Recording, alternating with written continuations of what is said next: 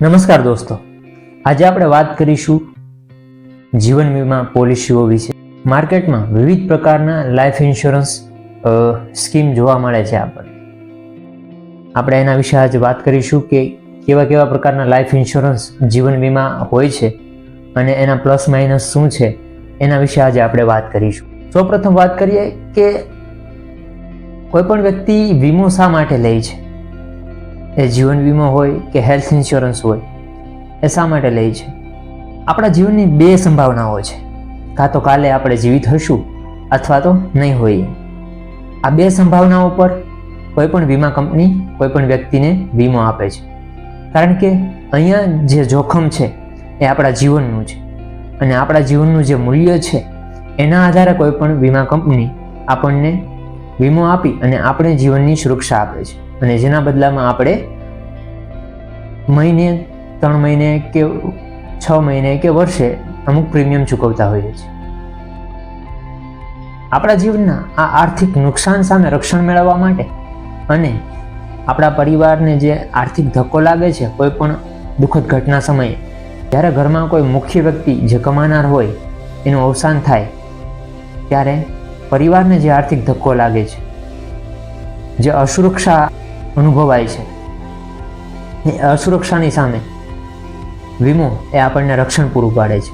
ઘણા વ્યક્તિઓ વિચારતા હોય છે કે વીમો લેવો એ બેકાર વસ્તુ છે, એનો કોઈ અર્થ નથી, પણ એવું નથી.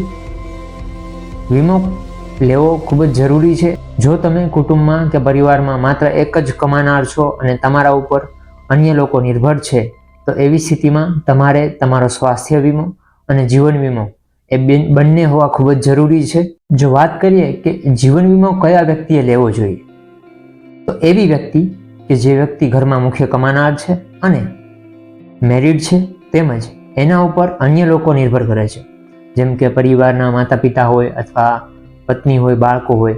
આવી સ્થિતિમાં એ વ્યક્તિએ વીમો કરાવવો ખૂબ જ જરૂરી છે.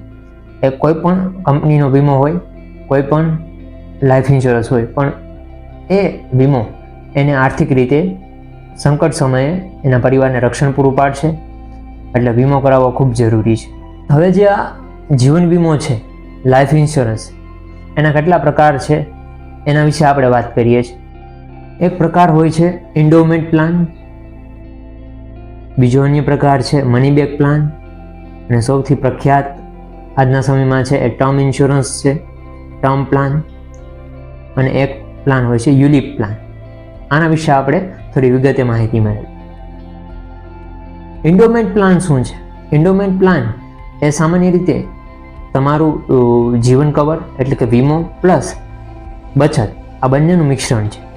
આ વીમો એવો વીમો છે કે અમુક સમય મર્યાદા સુધી તમારે પ્રીમિયમ ભરવાનું હોય છે, જેમ કે 15 વર્ષ, 20 વર્ષ, 25 વર્ષ. આ સમય દરમિયાન જો તમારી સાથે કોઈ અનિશ્ચિત ઘટના બને છે અને આપણું અવસાન થાય છે, આવી સ્થિતિમાં આપણો વીમો એ મેચ્યોર થઈ જાય છે અને આપણા જે વીમાની રકમ છે આપણા પરિવારને મળે છે, અથવા તો આપણને કંઈ થતું નથી અને સરસ મજાના હટ્ટા કટ્ટા હેલ્ધી રહીએ છીએ. તો એવી સ્થિતિમાં જે સમયગાળો પૂર્ણ થાય એ પૂર્ણતાની સાથે જ આપણે જે પણ રકમ પ્રીમિયમ સ્વરૂપે જમા કરાવી હોય એ અને એના વ્યાજદર સાથે જે કુલ રકમ મેચ્યોરિટીની થાય એ તમામ રકમ એકસાથે અથવા હપ્તા સ્વરૂપે આપણે જે પસંદ કરીએ એ આપણા ખાતામાં જમા થઈ જાય છે. એ ઉપરાંત આ પ્લાનમાં લોનની સુવિધા પણ મળે છે અને સાથે સાથે તમે કોઈ પણ આર્થિક સંકટ સમયે આ પ્લાનને સરેન્ડર કરી શકો છો અને તમે જે પણ પ્રીમિયમ ભર્યું હોય એને પરત પણ મેળવી શકો છો. બીજો પ્લાન છે money back plan. Money back plan એવો છે કે તમે પ્રીમિયમ ભરો છો, એના અમુક સમયગાળા પછી, જેમ કે 5 વર્ષ, 10 વર્ષ, 15 વર્ષ, 20 વર્ષ, એમ વચ્ચે તમે જે પ્રીમિયમ ભરો છો એની રકમ તમને અમુક ટકા મળતી જાય.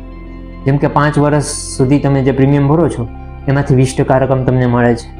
પછી 10 વર્ષ સુધી તમે પાછું પ્રીમિયમ ભરો છો તો એની અમુક રકમ પાછું તમારે અકાઉન્ટમાં રિટર્ન જમા થાય છે. મની બેક પ્લાન એટલે અમુક સમયગાળા દરમિયાન જે કંપનીના ટર્મ શરતો હોય એને આધીન અમુક સમયગાળા દરમિયાન તમારા અકાઉન્ટમાં એ પૈસા જમા થાય છે. અને જે વીમા કવર મળે છે એ તો સાથે સાથે મળે છે. હવે વાત કરીએ વર્તમાન સમયમાં જે ખૂબ જ પ્રખ્યાત છે અને લોકો એ ઇન્સ્યોરન્સ લેવાનું પસંદ કરે છે એ છે ટર્મ ઇન્સ્યોરન્સ. ટર્મ ઇન્સ્યોરન્સ શું છે?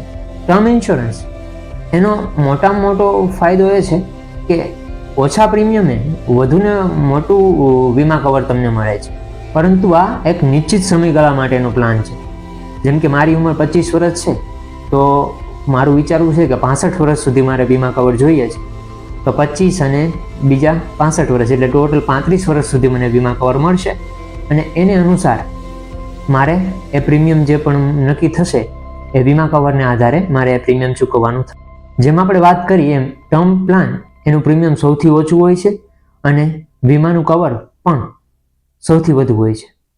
પણ સાથે સાથે આનું પ્રીમિયમ જે તમે ચૂકવણી કરો છો કંપનીને, એમાંથી તમને કંઈ રિટર્ન મળતું નથી. એટલે કે આમાં કોઈ પણ જાતનું ઇન્વેસ્ટમેન્ટ નથી અથવા કોઈ પણ જાતની બચત નથી. માત્ર ને માત્ર જે વીમા કવર તમને કંપની આપે છે એના બદલામાં તમે કંપનીને પ્રીમિયમ ચૂકવો છો. અને તમારા મૃત્યુના કિસ્સામાં તમારા પરિવારને અથવા જે પણ નોમિની હોય એને આ વીમાની રકમ મળવાપાત્ર થાય.